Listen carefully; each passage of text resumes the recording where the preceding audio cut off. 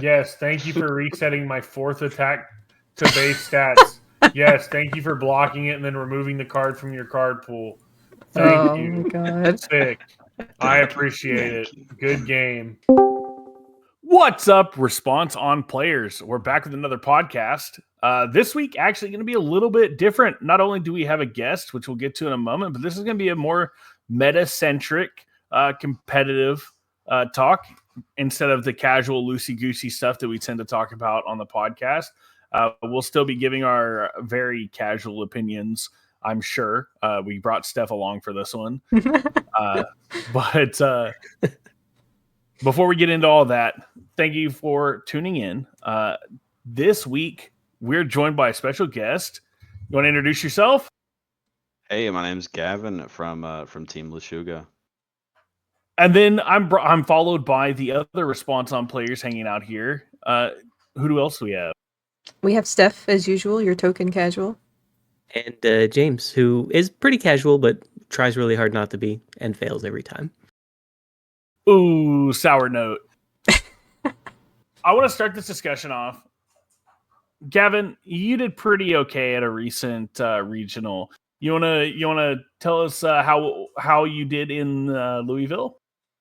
Yeah, I got 4th place with Porco Galliard doing the whole aggro, like trying to turn 2 people with like double teaming with the Attack Titans and Marley Warriors and all that stuff. Sadly, I didn't get to pick up any of those Marley's Warriors promos, but we should probably not talk about that too much. Yeah, I don't think you're the only one who didn't get to pick those up. There was they were kind of rushing through them at the end, just like giving out whole play sets. But didn't they guarantee your play sets for topping? That's what I was thinking. I was like, you know what? I got top 4, so obviously there's going to be something for me there. I have 12 promos I can pick from, so I of course walked away with the 4 Might of Stone promos, the 4 Throat Slitters, and I don't even remember what the last 4 was, but I cherish them. It's exactly what I wanted, of course. Gonna see a lot of use, I'm sure. That's a little rough for sure. Unfortunately, hopefully that gets fixed at the next one, because that's, or like maybe UVS would be willing to fix it. Somebody talked to at the UVS headquarters in Louisville, UVS. Have you tried contacting him? Did you like shoot him a message and be like, hey, heads up, there were no promos? I don't know. At some point, a part of me feels like I've seen enough people talk about it that I feel like they know. I'm just hoping like I'm gonna keep like my 4 Might of Stone promos on me all the time and be like, hey, now that you guys like have the Marley's Warriors, can I just like have them? And maybe that works one day. Yeah. I'm sure like if they don't know, then they just like have their eyes closed and their ears closed, because the community has been super loud about it. Yeah, I didn't even see that card like at all. I don't know what it looks like. I've never visually seen what the art is. I didn't see it until like somebody in the cardboard corner like posted a picture of it, a very blurry picture, and I was like, wow, it actually doesn't look that good, so I don't care that much. But I would have definitely slammed 4 of it if I could have with my pricing. Right. Yeah, we're no strangers to talking about things that the community as a whole has already been shouting about. If anyone from UVS watches this one, then I'd like to know kind of like the response on it. Was it like an overall short? Because I actually don't know that much about it. Like I heard about it in passing, but because I didn't go to Louisville and I'd been waiting like with my head in the sand until Turtles, I actually didn't hear that much about it. Yeah, I've heard that like the judges, it just showed up in a box randomly one day, like a crane, dropped it off like a baby, and they were just like, oh, I guess we have to take care of this now. What better way to do that to just first come, first serve, and let people buy them too. I think people were buying them with money instead of the points. That could be wrong. Wow. Wow, that's crazy. Yeah, that might have been like secondhand, like somebody got them for points and then But either way, I think like if I'm any judge there, I'm like, hey guys, could we like stash these for maybe, if maybe somebody even tops with Marlowe's Warriors in their deck, maybe they're gonna want to get them. Maybe something like that'll happen. Mm-hmm. Yeah, I think that was a thing that happened in Albuquerque too, right? There was another promo that like sold out, and they were like, we're limiting it to 1 per person now, or something like that. The airship. Yeah, that's right. It was. Yeah. Oh, and airships were apparently they were really like their situation was really messed up at Louisville too, right? They were like raffling them off. Oh, is that what I thought they were raffling Marlies? I don't even think. Yeah, they were raffling Marlies for sure. I didn't even see any airships there, but I may have just missed them. Yeah, but either way, I don't understand that. That's kind of an outdated topic. If y'all want to keep it on like a more current one, another like promo related topic to talk about is the reward shop, because this week it was a disaster. Like I joked to my friend who was like, "Okay, I feel so bad about how I, bought the Gencon promos with real money." And I was like, "Well, at least you don't have to deal with the, whatever's going to happen whenever the promos come onto the shop." And then, like I said it jokingly, and then after 3 minutes, everything was just gone. Oh my god. That's crazy. I saw the article go up, and I was like, "Oh, these are probably going to go quick." And then I like missed the window a little. I was like doing the math. I was like, "Okay, it's like 3:00 here is when I need to go look." And like the next time I checked in, everything was sold out, and I was like, "That's interesting." Yeah, that happened with a Street Fighter character that was like a limited run or something, and they like didn't put. I think it was like the Greek goddess lady. She's like Mars or something. Who was it, James? So it wasn't a character. It was a promo for Drive Perry, which had Lisa on it. Oh, that's what it was. Okay. Well, yeah, they did that, and I know those ran out like super quick, and people found out that there was like the limit was so high. It was like 16 or something, and people were like, "Yeah, I just got a ton because I'm gonna pass them out at my locals." And it's like there really should be a limit of 4, like at the most 4 on these like promos. Yeah, they did. They set the limit to these to 5 for some reason. I think that's been standard or something like that, maybe. But yeah, I don't really understand that. Like just 1 extra copy to fiddle around with. I'm not sure. I think it limit it to a playset and call it good. But yeah, I don't know. That's like it's sad that it's running out so fast. On the other hand, though, like it makes me a little happy because I'm like, oh my god, we're like doing Pokemon things. Like people are interested in our like cards so much that they're running out. So like it sucks. Don't get me wrong, it sucks that people in the community don't get it. But I'm also like, are we getting more popular? Like, are we getting more players? Is that what this means? So my take on that actually is, if it's the reward store, you have to have points to get them. Like there have been rotations where like I didn't have enough points. Oh, that's right. Stuff. So like that means it has to be players. But as we also know, I've spent a lot of points buying like multiples of promos because there was a long time where I went to locals every week, but like I didn't need promos off the reward store. I went to my weeklies.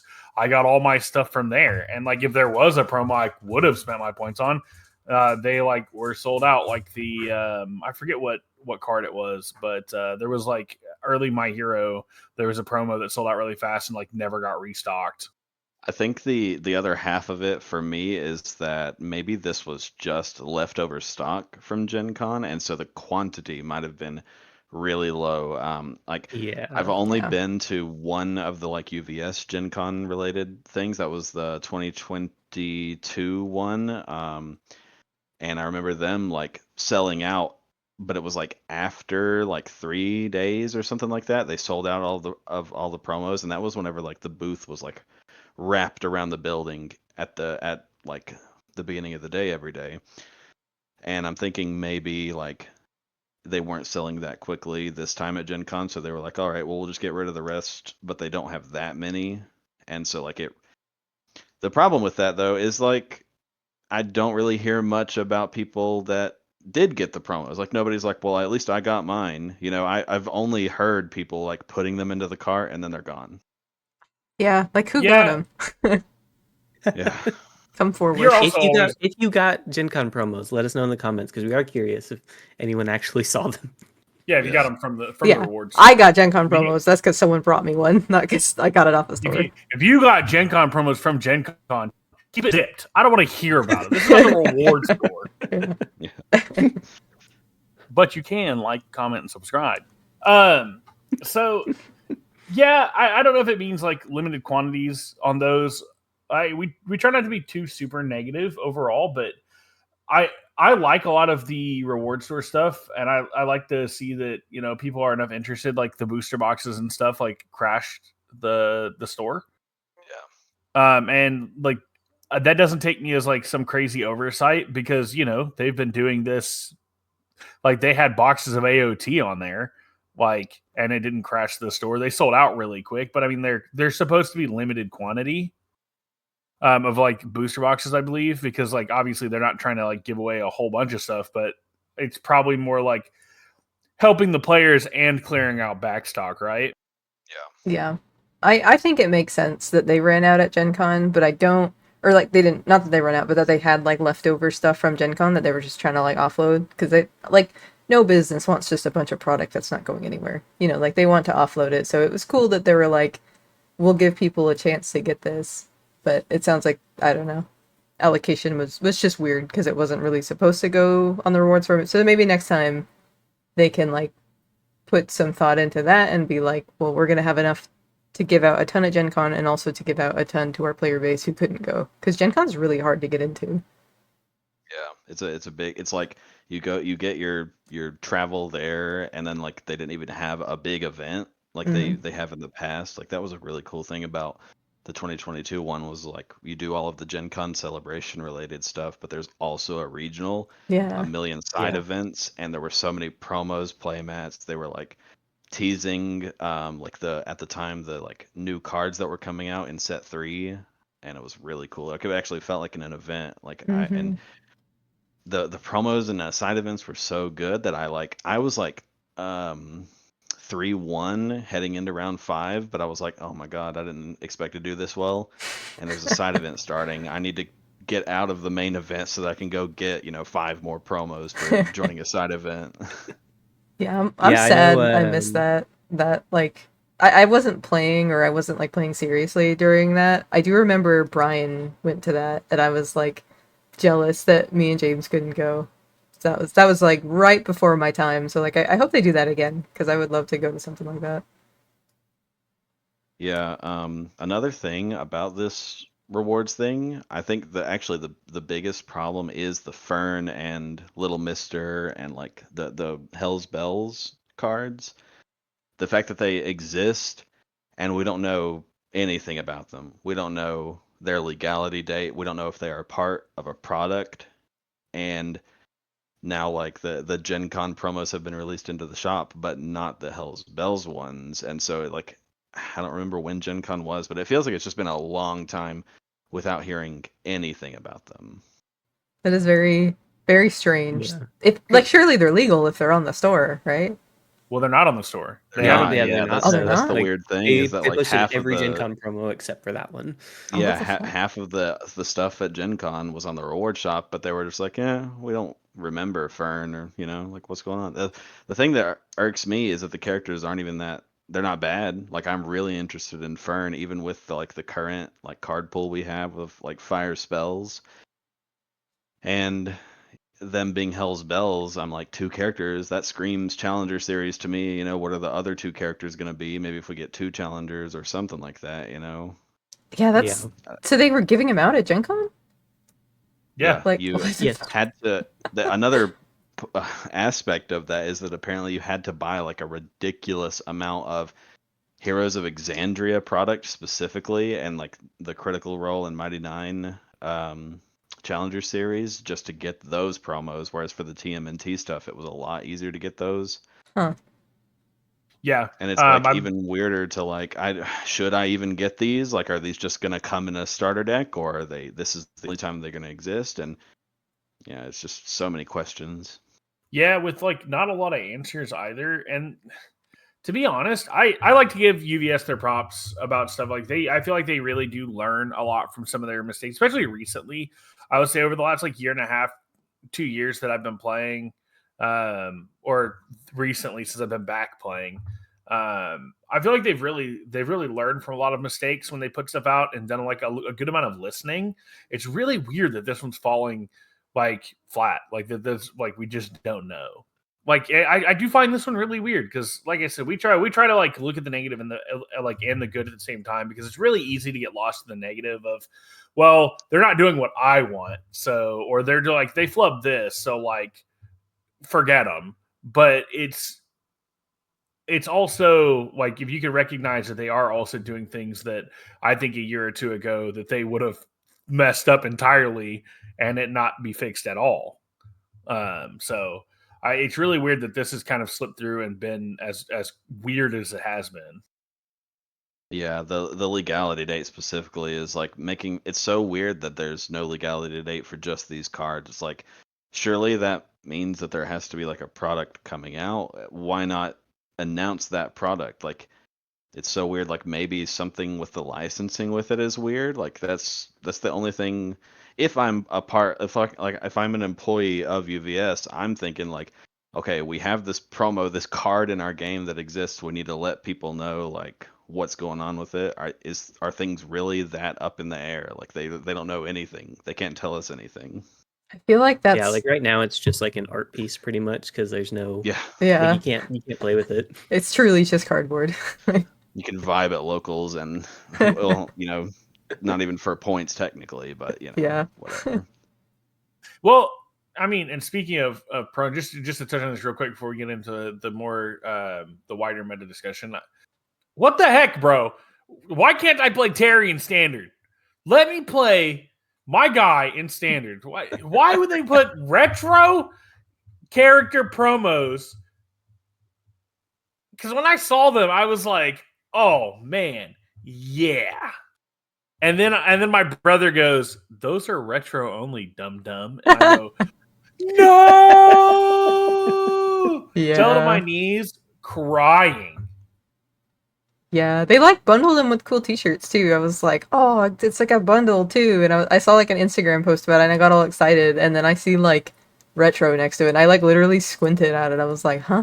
Retro? Like, retro needs love. Like, don't get me wrong. Retro needs love. They should we should try to find a way to like support retro and keep upping retro as people want to play. And it's gotten a little more popular here in recent times.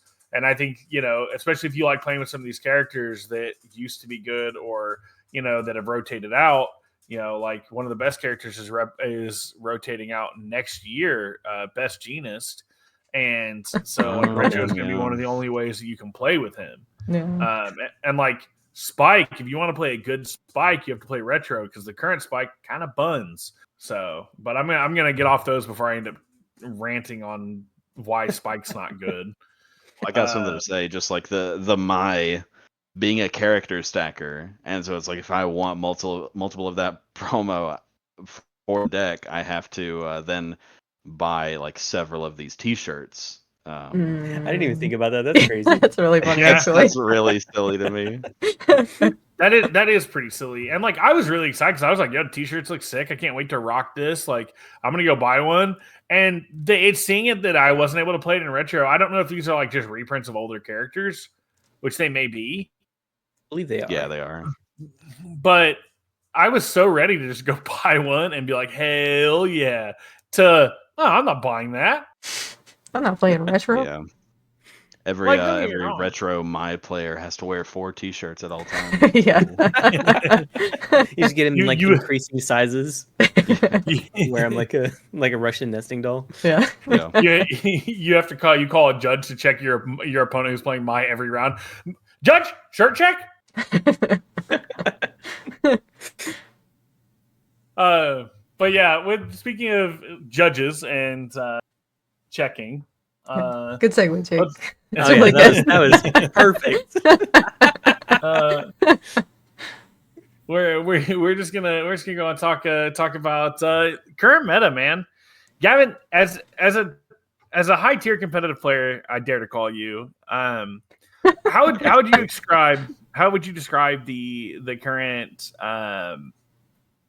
meta, like competitive environment, like at locals, like character wise? So I mean, at locals, like what we do, like I just kind of do whatever. Like right now, for the last few weeks, I've been testing Leatherhead, because that's a character that has like really surprised me. Um, I don't know if y'all ever played with Tongue Whip, but that's one of my Oh, yeah. favorite Oh, cards. yeah. Just put one in the card pool, and then it's big. And looking at cards like Chair Shove, I think it Yeah. is. That's like add one Blitz, add one into the top into their card pool, and Yep. it's a 3 low 6, but it's a 5 diff, and I'm like, when? How is this like still? This is so like nerfed compared to Tongue Whip, but it's still killing people. That one, that's been a very fun puzzle to solve. Some of our locals are also doing the same thing, and pretty much everybody at our locals is part of Team Lechuga, for what it's worth. Where they're just doing more casual stuff. And then like specifically Garrett and Andrew, the other like more competitive fellas. Garrett is still on Mimic. He is just grinding Mimic, trying to top with the last Mimic symbol that he is not topped with, Evil. Okay. And I think like the new Evil attuned scheme that just builds in a bunch of assets is going to be pretty promising. He is like just second to me in being Rampage pilled. Like he loves Rampage so much. He's trying to make Rampage and I think it's Equipment Heist. He's trying to make them work in the same deck, and I'm just like, I don't think that's possible. Like, because you have to first form Equipment Heist. You can't, play your Titan Cliff and draw it and then play Rampage like you like to. So it's like, okay, then you in that hypothetical deck you'd have to play, first form Equipment Heist, then Rampage, then Titan Cliff, and if you ever draw the Equipment Heist, it sucks. So he's trying to play Evil and play like lower 4 diffs, like the Chronostasis trigger, really good against like Ghidorah, something that you kind of expect to see all the time, like Hanjis Zoe. Sealing their character is pretty important. And then Andrew's on backup decks. I think outside of our locals, though, the meta in general is like still a Universus meta where I think anything goes. Like tons of rogue, especially if you just test with it, are going to appear in Top Cut. But the big bads are like backup decks, 9 Titans. It really doesn't matter which character it is for the most part. You could be Hanj Zoe or the Zeeks, either of the Zeeks. Even like Flock Forster, I still have a lot of stock in him. And then the other side of it, Deku 6. Just a monster with Hang 10, drawing a million cards and being able to be like, okay, I can play 2 attacks instead of 1 in my incredibly late ending string.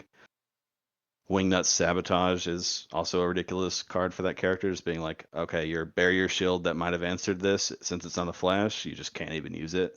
I think that those characters, those like decks, basically, since the backup could be different characters technically, but just lumping them all together, I think those two against each other kind of balance each other out because, the Deku 6 is prepared for the unyielding, but the unyielding in the backup decks keeps the Deku 6 on his toes and he's not able to just be free. I'm still of the opinion that like Porco is like unfair. He's just unbelievably strong and he answers both of those decks pretty well while not being like a perfect like tier 0 deck himself. So in my mind, I think there's kind of like a triangle there with like aggro just in general. I can give credit to the Godzilla decks and stuff like that because of Earthbreaker. That's a big one, like on the water symbol. So just that triangle kind of in my head of like aggro, like whether you're Porco or Godzilla or whatever. Pony is another big point. And then the backup decks and the Deku 6 decks.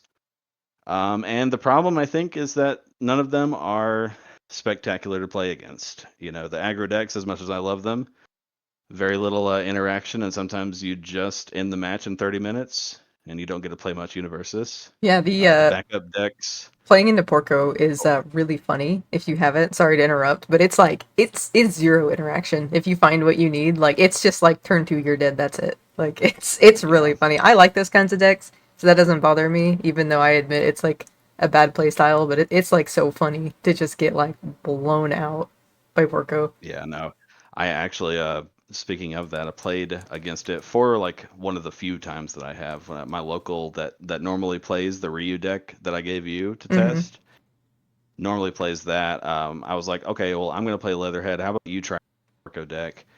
And he just has like 5. He built 5, and then he flips the Marley's Warriors, and I'm like, oh, this is what it's like. Just sit on the other side and just be like, oh no, there's no hope. I can see it fading. Yeah. Yeah, that's But pretty crazy. I mean, I played that deck with you, like against you, and at the same event, and it was just like, man, when you find it, you find it. There is actually just like no answer because of the way that it's built around things with like Dark Ward and stuff like that. Like most answers they have don't matter, and so you're just like, especially if you find it early enough, it's truly just like I'm gonna play the game, and I'll let you know when I'm done. yeah. Not it's important not to give Porco too much credit, obviously, because he's not like the big bad in the room. The big concerns that we have are the backup decks. That just like I think the problem with the backup decks and the Deku 6 deck is that you kind of see the writing on the walls way in advance. Like, oh, I tried to get a good poke in or do some damage, maybe even try to kill a Deku 6 early on, and if I whiff, it's like, oh, he's just gonna draw 6 cards, build 4, and pass, and like now I really can't do anything. So it's like I know I'm just gonna die as soon as he sees something like the Hang 10 or the Phantom Threat. Kind of the same thing with the backup decks, especially like I was playing against Zeke 1. He's the one that like he doesn't protect his backups at all. He kind of just needs them to sit around. So like the strategy is to often just attack the backups, kill as many as possible. Because going to face, it's hard to do the 32 in a turn, but you can at least keep him off of the backups. But if you can't kill every single one of them, and he just draws his 5, empties his hand, maybe even draws more, it's like so hard to keep up with that resource game. Yeah. And it's like you could just see the end of the game like way in advance. That's what I don't really like about this format. It's what I've not liked about other card games that I've played, like Dragon Ball Super a little bit, was like, oh, we're starting this attack by opponent has 14 cards in their hand and I only have 7. Like I'm already dead. We could just go ahead and sign the match slip. I know what's going to happen. Yeah, it's kind of like I you don't really you like can see that. the outcome, but you kind of just have to sit there and wait for it to happen. Yeah. Yeah, Dragon Ball had its own fair share of problems though. Like, Dragon Ball had an uninteractable kill deck at one point also. So Yeah. you would just get them down to like 2 or 3, and then there was a card you just play, and it just deals the damage, and your opponent goes, "Okay, I lose," and they can't do Yeah. anything about it. That sucks. Yeah, I didn't know too much about that card game. I honestly I got to those points where I saw a million cards in the hand and got like I was like, this is kind of boring, so I stopped playing it. And I don't really want Universus to be like that, where it's just like there's really no trick up my sleeve that I can hope to do later in the turn. My Zeke opponent has 4 backups. My Zeke 1 opponent has 4 backups, so he's gonna transform, and the next turn I'm dead, like no matter what. Yeah. Yeah, it seems like some of the decks that are running really well right now all have to do with card advantage. Like you said, Hang 10 with Deku draws a million cards, Seek 1 draws a million cards.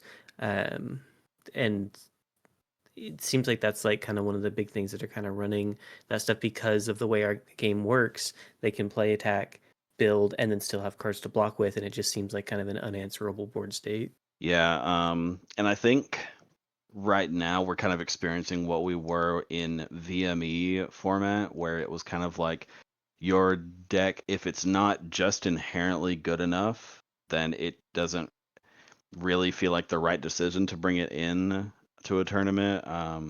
Like if your deck suffers because of unyielding, like if you're playing on a symbol that wants to build a lot of foundations and try to play at least the mid game or maybe even the late game, and you don't have things like Nonagon on the void symbol to just seal the unyielding, if you're not ready to clutch your 4 filled with doubt and not be able to play any other cool actions, you have to be really, really scared of unyielding. Like specifically like Steph's Ryu deck that I also gave to my local.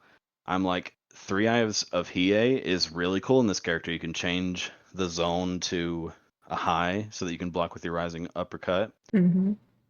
But you almost have to play like 3 or 4 unbreakable so that you don't just die to unyielding. Kind of the same thing with Deku 6 and the other aggro decks in other different ways. Yeah, I think drawing cards is going to be strong no matter what in any game, right? Like any card game, unless it's like Magic, where if you deck out, you just lose.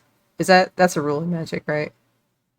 Or am I crazy? To an extent, yeah. There are cards that negate that, but yes, as a base rule, if you go to draw and you can't, then you'll lose. What if how terrible would it be if we just did that for Universes? Like we're just not cycling, like when you're done, you're done. It might tell me if it's terrible. I'm just curious. Well, the way the game works, the fact that we have to mill a card every time we play a card Yeah, makes that's that true. feel a little bit worse for sure. There are probably ways that we could get around it, but I just feel like because it's so strong, how do you get around that? You know, like the thing that I feel like the thing that makes Ryu so strong is that he just draws so many cards. You know, like if they're full blocking and there's ways to like force them to full block even if they don't want to, like you're drawing hella cards. You know, so it's like how I don't know that there's a lot of cards that like stop your opponent from drawing, but also like I don't know. That just seems like a hard problem to solve, like that advantage of having way more cards and also being a 30 health character. Yeah, I think a lot of the backup decks, the problem is that like a card like Nine Titans, it just on its own answers so many questions all on its own. Like, in a character like Ryu, you've got like this axes that you're operating on. Like, okay, my character gives damage and it draws cards. It doesn't give speed. So the only thing I need to figure out is speed. You've got EX on Rejuve Smash on repeated. Rewind Throttle is base 5 speed. So like, maybe you play like practical studies and stuff like that to try to figure out that thing. Nine Titans, by reducing damage by 4 and making like this move is puny compared to what it normally is, that gets rid of the speed because now it's like I don't have to block it. It's just I'm just going to take it. So it's like essentially it also has no speed. It's just a card like Nine Titans has so much value, and the fact that you can unyielding somebody and it just stays on the board. You can have X amount of assets and backups, and then have your 4 foundations, maybe build 1 or 2 after you unyielding and pass. It's kind of a necessary evil against Deku 6. And if the aggro decks ever go to more than 4 foundations, it's kind of an answer to them. But it also is an answer to like every like I wouldn't even say rogue, but just like less high tier decks. So it's really hard to bring the fun decks to tournaments. Like I used to love the lower tier stuff like Eraserhead 2 and Ibarra and stuff like that. But bringing those decks in the modern age, you have to come prepared for like specific cards, and then like maybe you're ready for the unyieldings, and then all throughout the tournament you go against the Porcos and the Godzillas and the Deku 6s. You don't even see that, so you just have to keep siding their unyielding answers out. Mm-hmm. Something like that. These are problems that like other card games deal with all the time, like Yu-Gi-Oh, the big one that I come from is like we were just always dealing with like a 2 or 3, maybe 4 deck format, and then after that you just can't really play the rogue stuff if you're serious. And I don't like Universus moving to that point. I like it whenever everybody can have a relatively good time bringing their deck in. Yeah, Yeah. that's kind of one of the biggest things that I've always kind of talked about with this game is it seems like if you put the time in, and obviously it's not true for every character because some are just like not competitively viable, but like for the most part, like you can take your pet deck and do reasonably well in a tournament, and it does feel like there are certain decks or at least play styles now that are kind of taking over to the point where it's like if you're not doing one of these things, you probably should be because it's just not good enough. Exactly. Yeah, What that's what I was saying. playstyles would you say those are? Like, obviously aggro is always going to be good, but like, what else do you think is kind of dominating?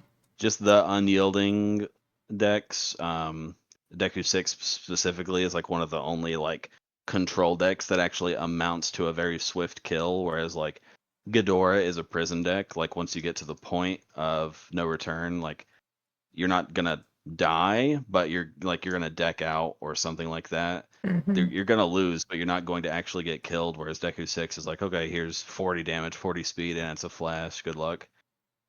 So he's like the one of the only ones where it's like an actual character. But then just like any unyielding deck, any character that yields itself to unyielding, like a Godzilla, who's like, okay, I'm gonna unyielding the board and then spend a momentum and pass my checks that way. Porco, who's like, I'm gonna vibe under all of that. Okay, I only have 4 foundations. One of them is Marley's, so you're dead. That kind of thing. But if you wanted to play like a problem I'm having with Leatherhead, she's super fun, super strong too. That symbol pair, water and fire, really the best answer you have to unyielding is to stay at 4 foundations, maybe have like an airship up and hope to check 5s. And that's where I think Universus is at its weakest whenever like urgently checking 5s is like a part of your game plan. Yeah. Yeah. Yeah, for sure. So do you think fixing this would just be a matter of like eroding or banning cards like Unyielding? Like, do you think it's down to problem cards, or do you think it's just truly like a shift towards like playstyles that aren't great? I'd say like specifically right now it is just those problem cards.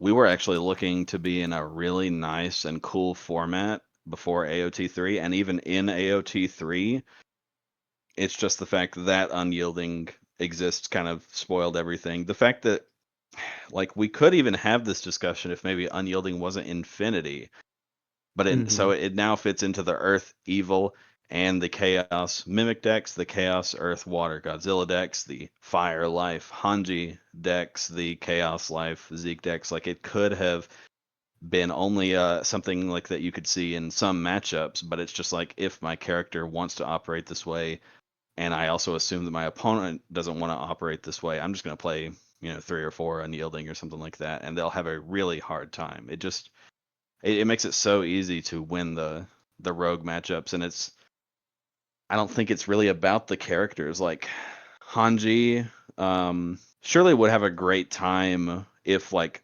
Unyielding got banned, but Nine Titans was still around. But maybe Unyielding gets banned, and then in the future Nine Titans gets banned if it's still a problem. I just think for right now, Unyielding is a big outlier for me personally. That's fair. And I guess it does help kind of facilitate some of those backup decks, especially the ones that can, like Hanji, that can use those backups to pay for costs because they say, well, I'm perfectly fine at playing at 4 foundations. Can you? And most decks, unless they're built to operate that way, like you said, like Porco or other aggro decks that kind of want to do it early, really don't operate super well on 4 foundations. Like you said, it comes down to, can I check 5s? And which is a really negative play experience. Yeah, Zeke Warchief, another one that's just like, oh, all of a sudden I've got +2 to my checks, so I didn't need any more than 4 foundations. And I think that it came like to this realization came to like the sudden explosion, I guess, when I was playing another like lower tier character. I was playing Yasha, and I was just like, as a void like mid-range ish deck, like part of my game plan is going past 4 foundations. Like, is that so wrong? Like, should I be punished for that? Maybe we need to move into a world where like we have to play the 4 Nonagon, the 4 filled with doubt or whatever. Like we have to play the answers. I feel like that's also just a super bad experience to the newer players to be like, hey, the way you learned how to play the game, it just doesn't work, and you have specific counters that you need to keep in mind. You can't, you don't want to just play this card because it's good, but you want to play it so that you don't die like immediately. Mm-hmm. Yeah. Yes. Real quick tangent. Speaking of Yasha, we did look at her very briefly because we found out she has the warrior keyword, and so That's can play exactly what I was Marley's on. warriors, and so that was pretty fun. I after like tooling with the character a little bit, we were like, the fact that she only gets damage when she gets hit and not when she deals damage for the counters, it's just like didn't feel good enough. But that was a something funny we were thinking about on the way to an LCQ one time. We were like, she's got the warrior keyword. And so that was a lot of fun. I did a similar thing. I was just like looking at characters that are warriors under Chaos and Death and being like, oh, here's Bert 2. And then I saw Bert 2 was being played at Louisville. And he was like, the person that brought it was actually really close to getting into it was either the top 32 or the top 16, like really close to it. I looked at the deck list and I was like, there's no Marley's Warriors in here. If I made this deck, I would just be slamming 4 of it. And especially whenever they're talking about doing the turn 2 kills, I'm like, that's like your bread and butter. But unfortunately, Yasha does not like the turn 2 kill nearly as much because she's not giving any damage. Yeah, that was the biggest problem that I could find. I feel like as like a casual competitive, like I play competitive, but I'm casual. Like, so as that kind of player, it feels to me like there is not a lot of room for like mid-range. Like it feels like either you're dying on turn 2 and that's your goal, or you're like playing a longer game. So like Ghidorah, I guess, and like the controls. Like, so is there anything right now that's like powerful in like the I want to kill you on like closer to turn 4, which I think is what UVS has said is their goal. Is that a reality right now and I just haven't noticed it? I would say actually that the backup decks aren't trying to punk you on turn 2 often at all. Okay. I know we saw that happen, I think, on stream with the Zeke War Chief, his name Caden. He did that on stream, but then we played in the next round and he did not do that to me. And I was playing Porco. Like, you could easily turn to me if I don't have the barrier shield. I've got no defense essentially. So it does not seem like the Zeke War Chief decks, at least with the way they were being built, maybe they could be built more aggressive to kill on turn 2. But it seems like in general, most of the backup decks are trying to play a more mid-range game, and they don't go to the late game like a prison or even a control matchup often. And I would say that's more of a symptom of Nine Titans being so good rather than it's what they want to do is to play in the late game. Like, I think they could, but late game, Nine Titans just says, here's a 15 speed move, deal with it.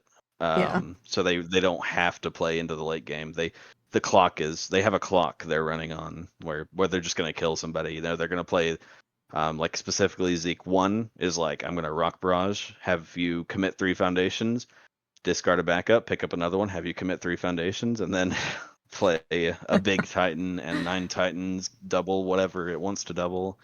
So yeah, they could play a control game, but I think 9 Titans is just too stacked of a card for them to want to play a control game. Yeah, that makes sense.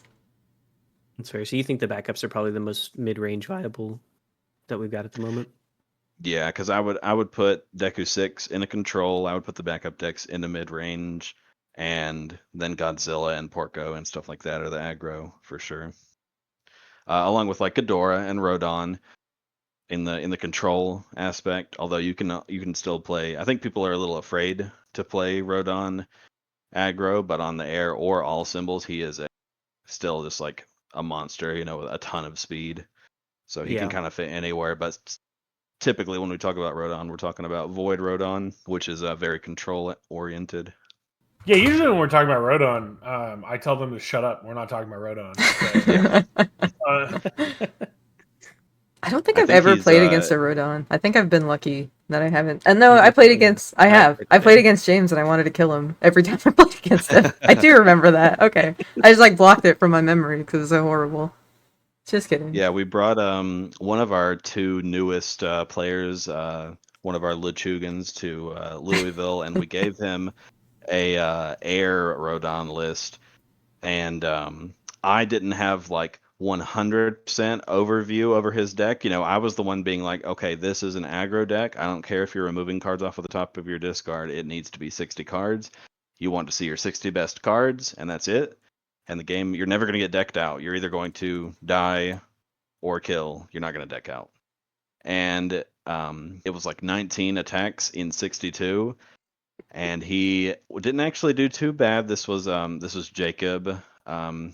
If anybody's curious, Air Rodon, because of the Metaversus thing can show you his whole tournament run. But it was after one of his rounds, he was really close to winning that round, but wasn't able to do it because in the whole top 4 of his deck, there wasn't an attack for him to draw or something like that. Oh no! And he was like, the whole time I just wanted more attacks, and he was like, in that moment, I understood. I got it. I was like, I want to kill this man. And I was like, this is the Lechuga spirit. You finally adopted it. And if it was me, you would have had 19 attacks and 60 cards, and it would have been fine.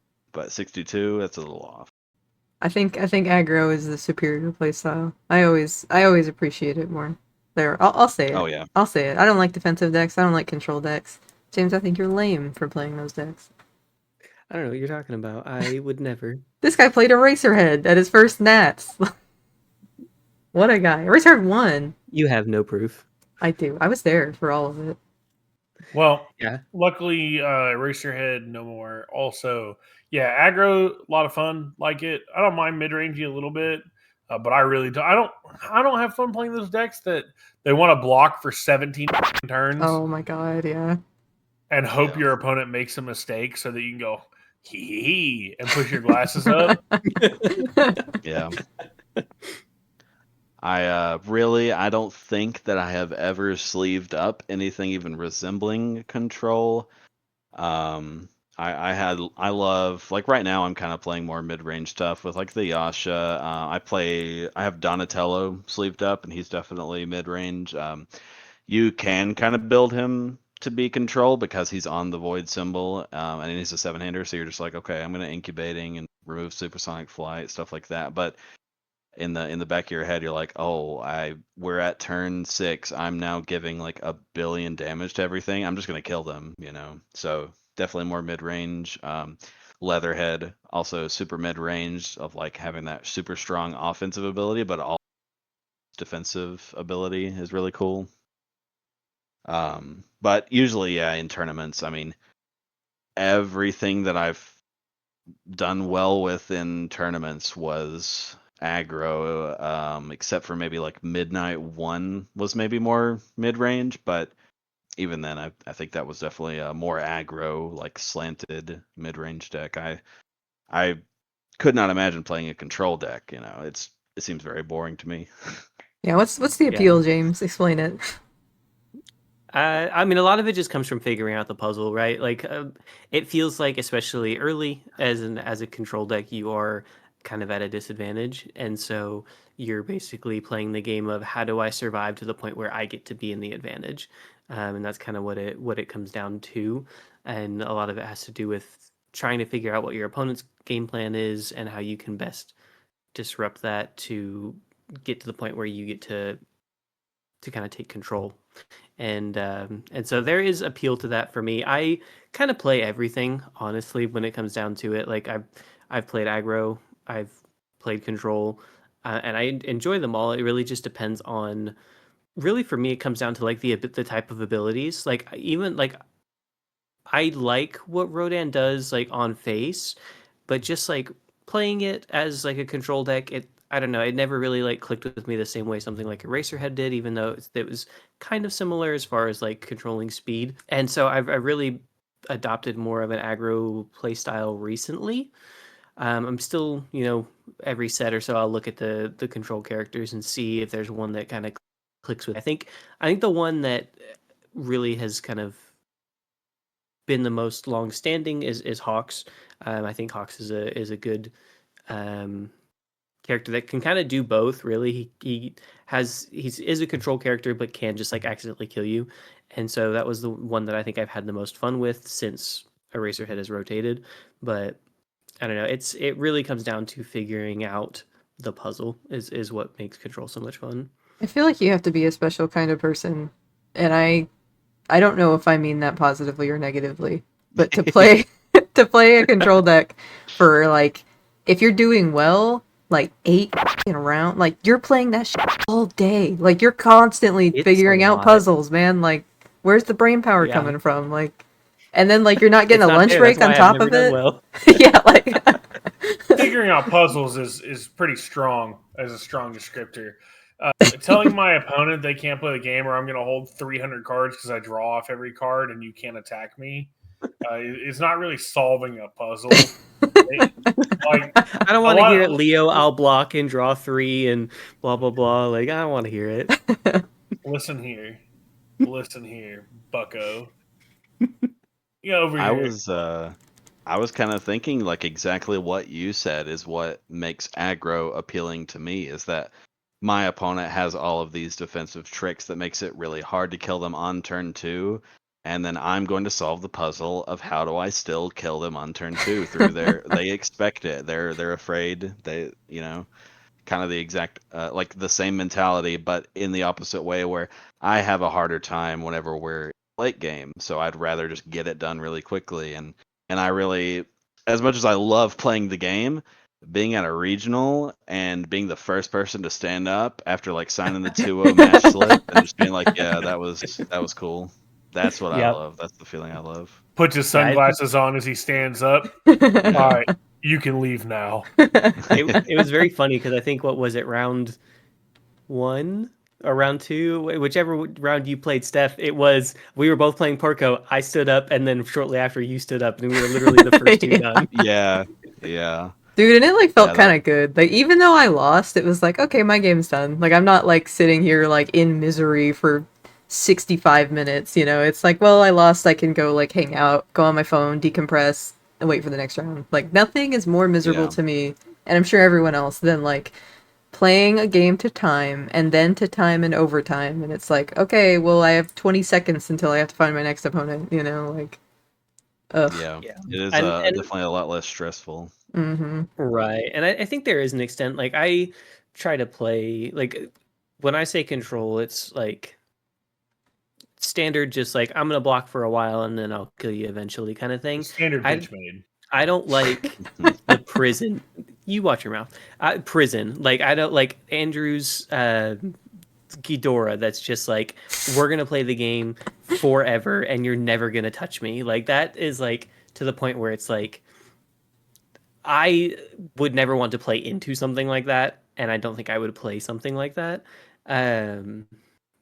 But it, like, there's a kind of like a difference there between like, I'm just going to play the defensive side of the game, and you don't get to play the game because I'm saying no to everything. When I say Andrew, I'm talking about Andrew Pour Out when he won Albuquerque. Yeah. Our Andrew also plays I'm gonna say no decks, and Andrew also plays Control, like amazing. So it's just an Andrew thing. Planted decks. It is an Andrew which thing. Is crazy. His first top was Atlanta last year, and he was playing Ymir. He was like the only person trying to kill people on turn 3 and not just like build a million foundations and kill them with recuperation time, stuff like that. I was so proud of him. And then ever since backups, he's just been like, dude, 9 Titans, dude, -4 damage. That's awesome. This is not the Lechuga way, Andrew. What are you doing? Yeah. Amen. Yeah, I don't. It gets to a point, bro. Like, why are you doing this to me? Like, why are we doing this? Yeah. Why are we here? I feel like that when I play against Andrew. Like, why are we here? Why are you making me play a 70-minute game? Yes, thank you for resetting my 4th attack to base stats. Yes, thank you for blocking it and then removing the card from your card pool. Thank you. Oh my god. Sick. I appreciate it. Good game. It's funny, and that's what, and honestly, like, the old heads, and that's what is peak Universus to them. Like, when we had a couple years ago at Star City Games Nats, and we had George Zhang and was it Carson Panos? Carson, yeah, and they played a like 9-hour long. Oh my god! Everybody had 40 foundations, and they were like, and I was like watching the stream. like had gotten home and was still watching it or whatever, and they were like, "This is peak Universus," and I was like, "This is hell." So those, I will give them credit. Those games are a little more cool, but like there is kind of like a clown fest going on with like the finals of, I love Andrew Porat, but the finals that he's been in where it's like somebody's getting decked out. I'm just like, this is kind of horrible to watch, to be honest. Yeah. That being said, I've been on the other side of it where I'm on a feature match and our match is over in like 25 minutes and it's like, pack your bags up, guys. There's nothing to watch. Yeah. Yeah. Jeez. Yeah, well, I think we're gonna have to get a little comfortable with this meta because it's not, unless they make some like pretty big ban and erratas or they come out with like some sick nasty challenger decks. We're kind of stuck with this until like November? Is that when Strive comes out? At least until after Atlanta.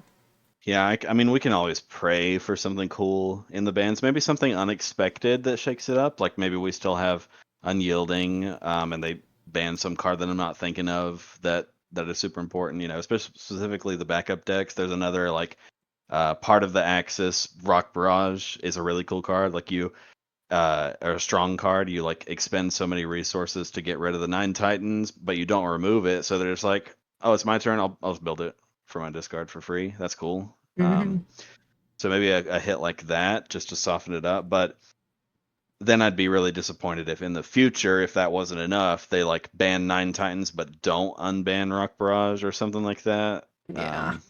But maybe a slap on the wrist. Universus is not usually a slap on the wrist kind of game. It's like a death sentence for any strategy.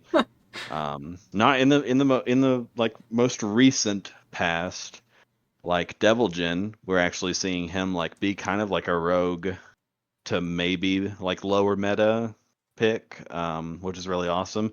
Mimic, of course, because he has Unyielding, is like almost not even errated.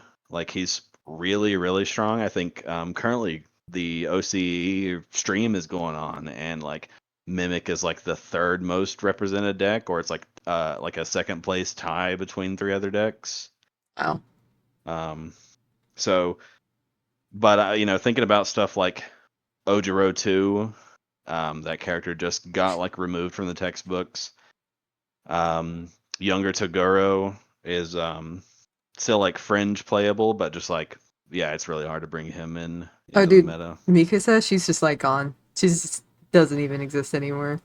And she what's crazy? I was gonna say maybe Mikasa, not as good as the Devil Jin or the Mimic, but Mikasa's like a little more on the playable side because really the only nerf that happened to her is like the cards she can play effectively. And since that errata, we've gotten more of those cards. Like specifically when AOT 1 came out, it was like we really don't have that many weapons symbols, but with 3 AOT sets, we kind of do now. And especially, sweeping daggers was a big point. Okay, that's a good point. See, this is when I feel like Universus is at its best, is when it's like there's just so much to go back and pick from, and it's like I feel like you don't know, like I really never know what I'm gonna see in top cuts. Like I have an idea of like the few things that are probably gonna be up there, but I feel like there's always some kind of like random like what the hell is this? Like where did this come from? That's like up there, you know? Oh yeah, I love seeing like Tim Keefe was, I think he was 17th place at Louisville with not one. Crazy that would have been the second time that I bring a random like rogue character and then to its first top, and then Tim Keefe comes in with it right after that. Because we did that with Ibarra. I played her like on the life symbol, and it was like super aggro, and then a few months later he's playing her on the water symbol, and it's like a lot more like mid-range to control aspect. But I love Not One a lot. It was really cool to see him be so close to it, because I think it wasn't even about his record. It was like just tiebreakers. I think he just bubbled out. Oh man, yeah, we got a lot of about that for our TikTok video that went crazy. People are like, you drop and it like ruins tiebreakers and you're making people bubble out. And it's like, okay, man, I don't want to. Dude, I didn't even understand that at all. Like, I'm like, who is this person? Like, what do they? It's a very It's so silly crazy. argument. It's so like normal too. Like I don't know. I said, like, for the joke, I said I went 0-8. I did not stay for 8 rounds. Like I dropped after my 5th loss. Like I was gone. Like I will admit that. I didn't know that at the time. Whenever I saw the TikTok, and I was like, "Damn, Steph! Like you did not seem to be like misplaying or anything like that. I can't imagine rolling up to play against your 0-7 opponent and then being like, I can't fucking do anything. I can't do it." No, like at that point you'd get like a buy or something at least, you know? Like, no, I lost 5th round and I was like, I'm tired, I'm hungry, I got recording stuff to do. But it's funnier to say I went 0-8. I technically did because I dropped. Like, I think maybe on the record it would say that. I don't really know. I lost those rounds because I dropped out. That's what I'm telling myself. And also, it's funny. I lied on the internet. I'm sorry. Yeah, if my what like 3-7 or like 3-5 record is ruining your tiebreakers, like I don't think you were doing that well. Yeah. I'm sorry. Yeah. I'm about to say I've never heard anybody echo that sentiment of like you shouldn't drop, but I even more so I've never heard it at the top tables. Like nobody in 17th place is like, dang it, people shouldn't have dropped. Like that doesn't make any sense. No, that's so silly. It was just one of those things. But and I think maybe that guy or whoever that was just did not understand like that there's other stuff to do. Like there's side events that you can go and do. You know, you can a lot of the times, even if it's not a side event, I love going just getting like a retro box and then finding a friend to, you know, crack half of the box and build a deck with, like play some sealed. Like there's something to do if you're gonna drop. Yeah, I think what happened is that because it like went viral or whatever, it like broke containment. So it was not like TCG people, and it was like random people who were like, "Wow, she stayed for all 8 rounds. What a trooper!" And everybody else dropped and was weak, and so it became this like accidental like, "Good job, you go, girl." And I don't know, it was crazy. So it was people who do not play card games and don't know what they're talking about, and they're just like making it a really funny moral issue that just doesn't even exist because I didn't stay for all 8 rounds, you know. That or they just like aren't like topping, like they don't top regularly. That's they're like us, where they just like they hit around the middle of the board or worse, and they're like, man. Or they're one of those people that they get 20th place and they're like, I could have been 19th if my tiebreakers were better. Yeah. That's one of my mottos is to just say I can't hear you all the way down there. Like I'm at the top tables and I don't even want to hear what you're saying. Yeah. My biggest motto is that Tim Keefe? Oh my God, I love Tim Keefe. He's all the way up there at the top tables, and I'm all the way back here. Yeah, makes it really hard. It makes it really hard to be the number one Tim Keefe fan that far back, but I do it every time. This rascal, he loves Tim Keefe. Put on like and watch. I do. You know what? I do. I do like Tim Keefe. He's very nice to me. The one time we got to play, and on top of that, he's a good player. And on top of that, well, you know what? I'm just gonna keep glazing Tim Keefe because why not? I think he deserves it. Dude, I have noticed that though. Like the few times that I've played like top guys, like the hyper competitive guys, so like Gavin, and like I played, I think Kevin Broberg possibly. I don't remember. I've played a few of them over the year or so that I've been playing. They've been like super nice and chill. I've only ever had problems with the that are like down there with me, you know, like those are the only people I've ever had issues with. And I guess it's because the top cuts guys are like confident and they're just not that stressed about it playing against me, you know. But like, maybe if you sat down with like a Ghidorah instead of Godzilla, Steph, just get out of here. Yeah, that's true. Just stand up and walk away from me right now. Yeah, that's true. But like, I mean, yeah, most players that spend a lot of time in the top, like I think are great people. Like Andrew Porat, a very nice guy to talk to. I mean, I haven't played against him, but I've played against him too many times. And James loses to him all the time, so like it can't be that bad. And like I played Tim Keefe, he was very nice. I played him and Broberg in Denver, both of which very nice. Like, so yeah, I routinely have a great time. We haven't tested in a while, but I tested a lot, especially like before Albuquerque and Denver with Andrew Porat. A lot of the times we'll just test a random ass deck. Like he'll be playing his unbelievably polished Ghidorah, and I'll bring like the first draft of a deck, and like yeah, I'm gonna die. But then like I brought him the Devil Gen deck with like the manipulations and exam strategy before anybody knew about it, and he was like playing Rodon, and he was like, I think we played 3 matches, and he won 2 of those. He won the last. We went 2-1 where he won 2-1 in the last match. But routinely, I will just bring him some aggro deck that blows his mind, like restructures how he thinks about his control deck or something like that. I did that with Devil Jin and Porco, and he's just like, what am I supposed to do? And I'm like, well, I'm not going to Denver. I'm not going to Albuquerque, so you're good. I feel like that's like funny. the best outcome for like an aggro player is like you play against someone and they're like, what am I supposed to do about that? You're like, yeah, I made it. I did it. Like, Yeah, success. that's the goal. That's part of the joy of like completing the puzzle. Is just like, it's cool to be an aggro player, but if you're not doing well, then it's like, why are you even playing that? Or I don't know. That sounds a little like insensitive, I guess. Play whatever you want, right? But like whenever you do well with the aggro decks, and people are like forced to respect the aggro rather than just like the average like American UVS perspective to clown on aggro. But when you force them to respect it, that's a really rewarding feeling for sure. Yeah. Yeah, I think I think my first round in Louisville, I played against someone who had never seen Porco before because I was like doing the thing going through the line, and like I started to loop teamings, and he like stopped me and he was like, "Are you just gonna keep picking that card up?" And I was like, "Yes." And he's like, "I'll scoop." Yeah, And he just kind of got up and left. Oh Like no. at the end of our second game, and I was like, "Fair enough. I apologize. Hope you have a good rest of your day." yeah.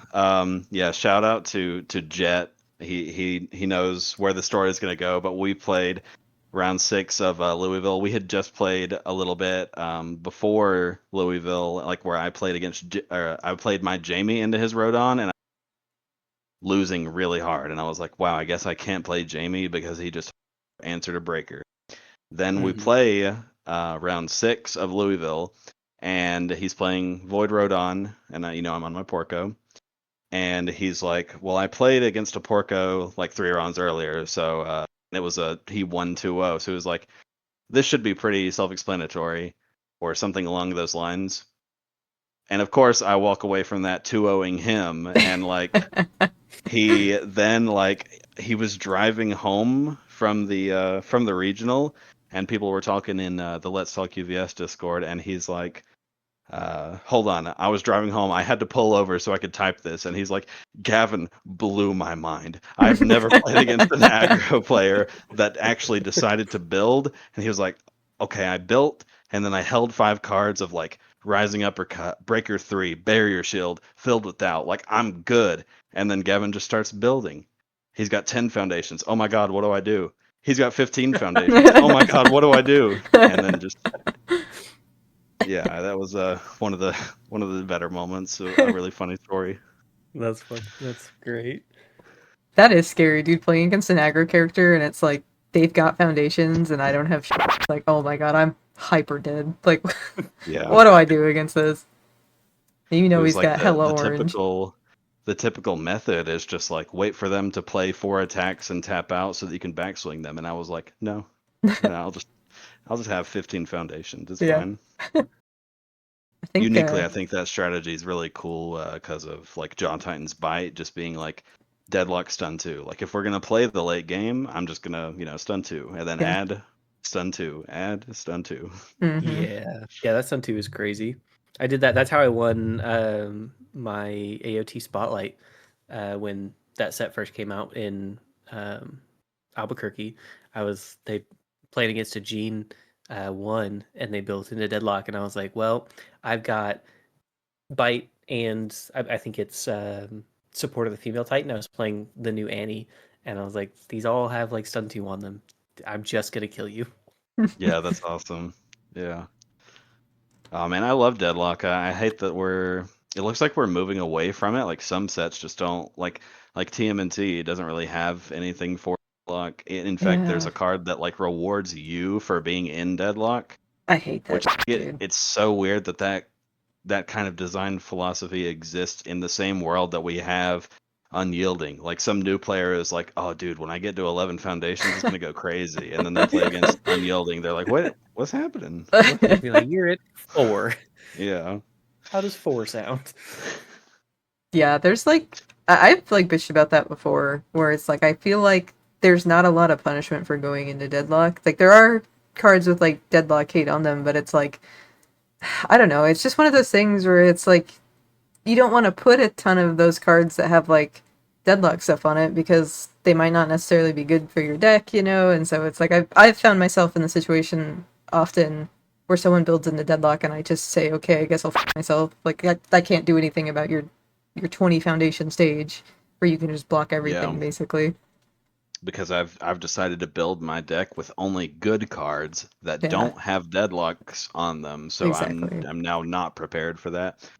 I think this design philosophy of having like a bunch of vanilla or French vanilla cards with like one ability needs to exit the game very swiftly, and at the very least, just staple on some deadlock stun threes or something like that Yeah. onto these cards that nobody would ever play in any other situation. I think these the cards that just say nothing are just like as boring as it gets. Like Yu-Gi-Oh! We never we just stopped printing normal monsters, at a certain point. Like not to say that we didn't stop printing unplayable cards, but just like there aren't vanilla monsters anymore. No normal monsters with no effect unless it's like a specific like archetype requirement. In Universus cases, like if you want to make Ryukyu good again, then do that kind of thing. But just like in mass, no, there should not be boring cards. I calling them vanilla and French vanilla makes them sound too cool. They just need to be called boring cards, honestly. Yeah. Yeah. Yeah, I'm sad that we don't have like I understand why to an extent, but I'm sad we don't have good zero diffs anymore. True. It's a really weird way to band-aid like the aggro problem of like, okay, my deck doesn't have any zero diffs, so I'm less likely to build 4, 5, 6, etc., and kill you really early. But it just doesn't feel good. I don't know if I'm alone in, but it's just really hard to quantify. It just doesn't feel good to build 3 and pass, because usually that's a problem of like, okay, I have too many attacks in my hand. I'm gonna review 1, have 2 attacks in my hand, and then draw to my hand size and have just like be flooded with attacks or something like that. And it still makes things a little swingy, whereas like I don't have any zero diffs in my hand to play guaranteed, so I'm just gonna play this 1 difficulty or this 2 difficulty on a 5. I check a 5, cool. I'm gonna play this 1 difficulty on a 5. I check a 5. I still built 5 like I would have, but now because I don't have zeros, my foundation quality is way better than it normally would, and I've sacked you even harder than I would have if I just had a 0 in my hand that I could play safety in the middle of that. Yeah. Yeah, I mean, I remember back when like Chaos had both like easily excited and basic training, and you were just like and release. Like if you want to go all the way back to like set 1, we had like release 2, so you're like my deck has like well, I guess I mean if we're talking about Chaos and set 1, you've got rescue assisted too. So like my deck has 16 zero diffs and they're all Yeah. crazy. So like I understand from like that standpoint, but I don't know, just like the fact that all of our zero diffs are blank or they're like I don't know, like crawl to the wall is Yeah, like why is it a hilariously bad. forecheck? Why does that have to be a forecheck? I don't know. Yeah, I mean I get for sure, and I agree, moving away from what we did in like retro and in MHA1 and stuff like that with like it can't be fixed is also just like a Yeah. disgusting thing to look at. Oh yeah. But we really reached a awesome spot with like number 10 Pro Hero. That is one of the boring cards that I'm like, this is awesome. Like it's a 6 check. It's a 1 high block. I want to put this in my deck. I feel good about putting this in my deck. Sometimes like Spirit Beast Poo, Jin's Parry, like those, like I want to put these in my deck. They may not even do much, but like they have some relevant text. There's no day where I'm fiending or I'm excited for a 0 diff that does nothing or even has a 4 check or something like that. It's just like really boring design philosophy. Yeah, like especially something like Jin's Parry, where like when you build it, it's blank, but it has applications elsewhere. Or number 10 Pro Hero is blank, but when you check it, you get +1 to your check. That's cool. Something like that. Yeah, I found myself just putting less and less zeros in my deck. Like I've consistently built deck with no zeros in them, just because I'm like, these are just not worth running. I would rather have to check a 5 to pass my next foundation and get a foundation that actually does something. Yeah, I mean, going back to like the Crimson Rampage format, I'm looking back at my Ibarra deck list. I had 16 0 diffs in there. Maybe that takes it a little too far. But even in set 1, we had like in the structure Recovery Girl's Kiss that's just enhance flip, gain 1 health. Like that's great. That's awesome. That's a perfect place to put 0 diffs. Even if you want to nerf it and instead of it's a 2 mid block, make it a 3 mid block. I get it. Make zeros bad, but don't make them unplayable. Like there's no reason to put this in my deck. Yeah, speaking of, metas and funny hats, are you going to Toronto next week, Gavin? I am. I'm unfortunately not. The next big thing for me is Atlanta. We have a couple people going to Toronto and Atlanta, but Steph, James, you want to tell us about some plans? Yeah, we're going to Toronto. We're gonna go check it out. First Universus Canadian Regional. It'll be our first international regional. Excited to see what they do with it. We're gonna try to document it and just let everybody know kind of how it went. Like, I'm thinking like documentary style. Like here's how it went. Here's how it's going. That's what a documentary is. I don't know why I over-explained that so much. Good to know what I've never heard that word. Documentary. We can cut Weird, that. I've never heard that word before. Nope. Well, you don't have to worry since you've never heard that word before. You now know exactly what it is. Well, anyway, one of the things I wanted to check out was kind of what their casting setup was going to look like. I know that they're not going to have casters there on site in Toronto. They're going to have like remote cast, which is apparently what they do for all their international stuff, and I didn't know that. I thought that they like flew casters out for these events, so I want to see how it goes in Toronto. It kind of doesn't make a lot of sense for them to not, to me, for like a layperson who doesn't know any of like the operational side of things that goes on at Universus, it doesn't make a ton of sense for them to not have on-site casters in Canada, because it's just kind of up to the casters to get their passport, and then at that point they either fly them in like normal or you just drive up there. So I don't know if it's like a venue issue, like it's too small to have a casting booth, or like what's going on there. But I'm curious to see that, and I hope that does change in the future, because we want to have a bigger international presence, and it seems like it's working out. We've got a pretty loyal, group going in the UK, so we've got like one of the like bigger content creator guys over there, Universus, does a lot of like content over there, and like I don't know, I'm just surprised that they don't have casters on site. And like how many people played in Alicante? Like I know it was a pretty good showing.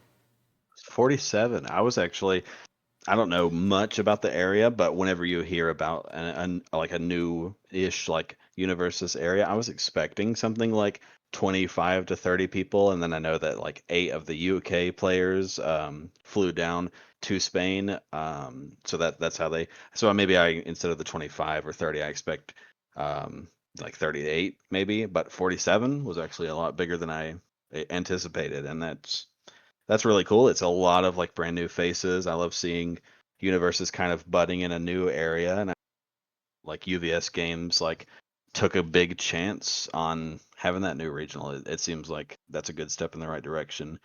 And I agree. Like if the game was a little bit bigger, I know this would be easier, but like at the very least have like local casters, like have somebody who lives in Spain or even the UK to commentate on Alicante for the and you are right about the Canada one. I think that one, just have them get their passports and and fly up there, like, or drive up there even if they're close enough. That would have been really cool.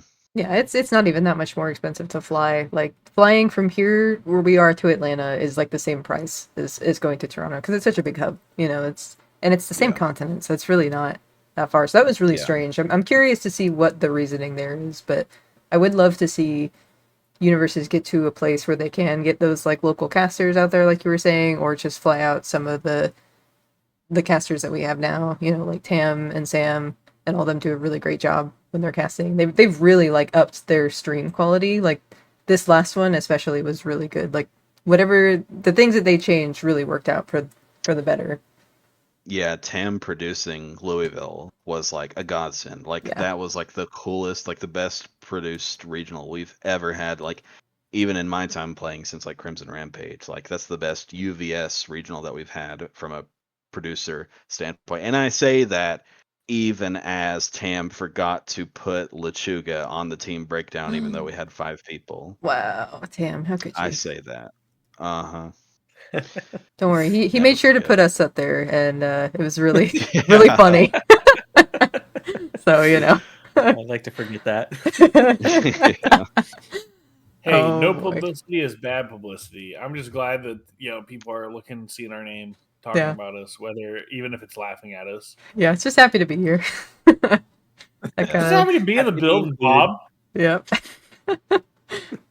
But yeah, I'm looking forward to going up to Toronto. That's by the time this episode comes out, we'll be just a few days away from it. So keep an eye on the channel. Subscribe if you haven't, so you can catch that. We're going to be posting tons of shorts about our travel and what it looks like, so you kind of get a little bit of a vision of what it might look like if you were there.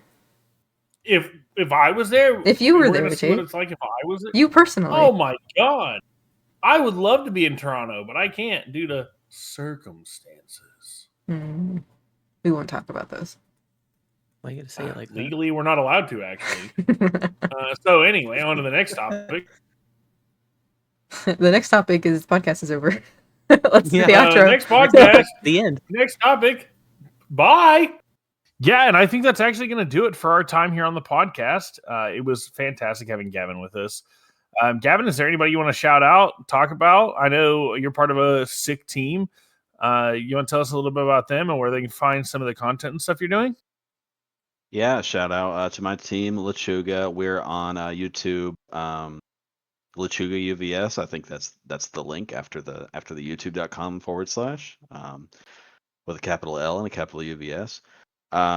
We're a locals centered around Hickory, North Carolina, where we go to RC games and another locals pretty close to Hickory, or it might actually still be in Hickory. Otaku Hangout. And then like Mighty Meeple in Concord. Yeah, a lot of stores around there. If you're ever in like the central North Carolina store, we don't see very many outsider faces. So just like know that we're out there.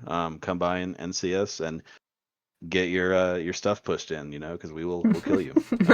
We'll kill you in Universus, of course. In Universus and in Minecraft in Universus. Yeah. He's gonna load up Smash and beat you to death with Steve. Yeah, that all sounds fantastic, except for the murder part. We're glad to have you, Gavin. Thank you so much for coming and talking to us about meta. It's great having a competitive mind around. We really appreciate it, man, and hopefully we'll have a chance to have you back at some point. Yeah, it was a pleasure. Yeah. And thank you guys for watching. Don't forget to comment down below maybe some of your takes on the meta. Let us know how you feel about the current play patterns in the game and whether you like aggro versus control. Don't forget to like, comment, subscribe. If you do want to see more from us, don't forget to turn notifications on so you don't miss any of our content. Not only do we do the podcast weekly, but we also do event coverage from travel vlogs to Top Cut interviews. We're kind of like the hub for places for stuff like that, including staff interviews for UVS and hopefully upcoming Riftbound content. So don't forget to hit that noti bell. I've been Jake, the pasta with the sauce. Seth, and I'm going to go start packing for Toronto. I've been Gavin, the gamer. And I'm James, just the other guy.